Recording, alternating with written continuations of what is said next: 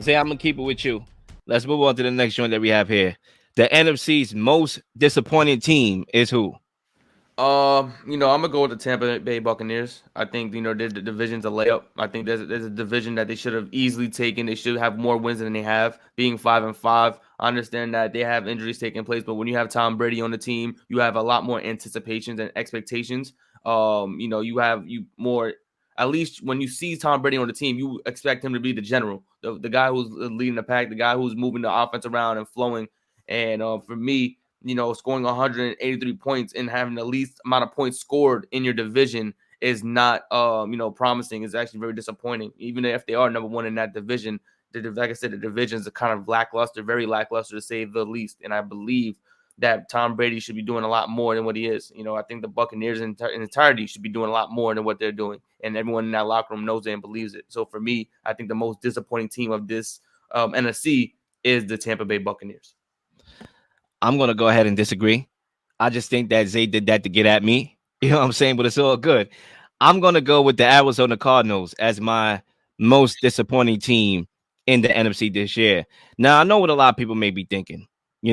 Was there any expectations for the Cardinals this year? Because you can look at a team like the Green Bay Packers and say, well, most people, as I'm getting a call, I don't know why I'm getting a call, but we're gonna continue with what we got to continue with. It's Sorry Tom about Brady that. calling to make sure why I said his name. That's what it was. No, no, no. He's calling to see what you guys are saying. So, but anyway, I think for me, it's the Arizona Cardinals because when you look at this team in particular, even though there wasn't a lot of expectations, there was more expectations for the Packers. That's where the Cardinals should have made a point, improved the point, right? We know D Hop was going to be suspended for 6 games, right? We know the talk of the town. You're not good without D Hop. Y'all always falter towards the end. How about we start off fast, like how we normally start off, and prove the doubters wrong? They didn't. Okay. When you look at this team, I want to start off with Kyler Murray because I do think it's unfair that most people, when you ask them who is the biggest culprit on why the Cardinals are not successful, they would throw out Kyler, right? They would throw you Kyler's name. And I saw that Monday Night Football telecast, and they literally obliterated this guy.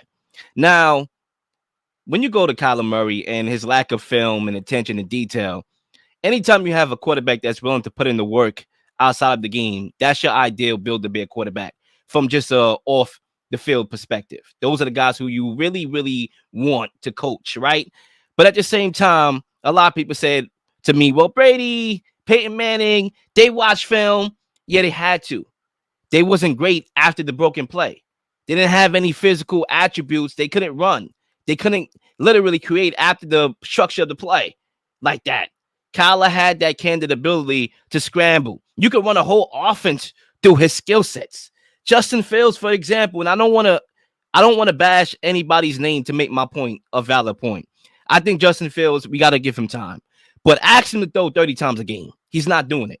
And you're not going to win. But the fact of the matter is, Matt Eberflus saw that, okay, he has this profound, candid athleticism. We're going to run our offense through him and do what he likes to do. You can run a whole offense just like that. You don't really need to watch as much film.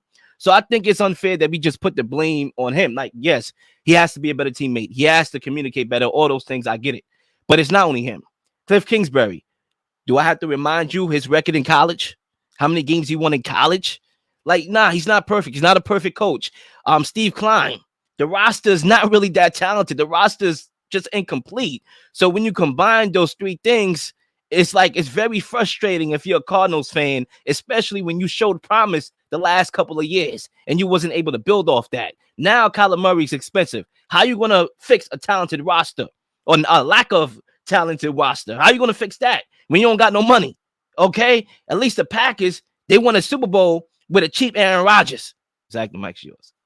Yeah, so just responding to that about the Cardinals, they extended their head coach, their GM, and their quarterback in the offseason when they really didn't have to. They just did that for no reason. They had one of their best years in recent memory last year, so they overreact there. In their last 17 games, they're 5-12. They've also had 2 coaches fired for sexual misconduct in the last year. Their quarterback, he's screaming at his head coach on the sideline every time I see, and players are making business decisions on the field like we saw with George Kittle in that Monday night game.